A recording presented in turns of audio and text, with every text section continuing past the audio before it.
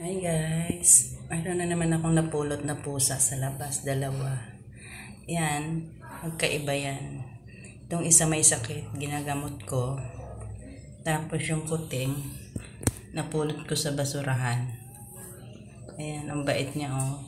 Ginagamot niya yung alam niya yata na parehas sila ng kawawa naman oh, payat na payat.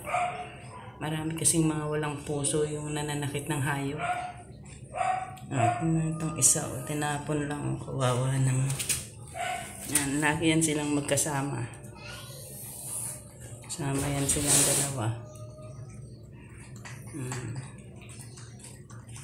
Sa pagtulog, sa pag-inom. Yan. Dinala ko na rin yan sa vet. Ilang beses ko na yan dinala sa vet yung isa na yan. Medyo lumakas na nga siya ngayon.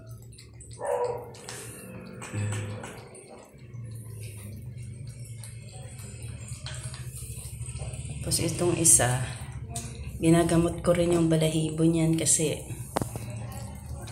parang ang dami niya kasing payat na payat yan nung nakuha ko dun sa may basura. Hindi ko matiis kahit ang dami ko ng alagang pusa. Hindi ko matiis na iwan siya dun na naghihingalo. Medyo mataba na siya. Pero madami pa rin siyang galis. Dati yan, buong katawan niya, ngayon paunti-unti na lang. Napakalambing na pusa.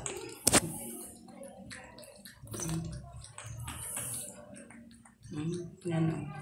Kahapon nilikuan ko yan, lagyan ko ng gamot.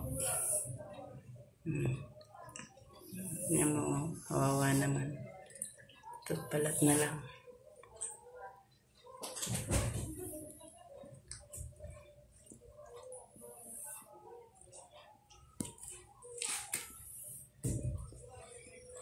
Kung mayroon lang talaga akong sapat na halaga, nako, nagpatayo na ako ng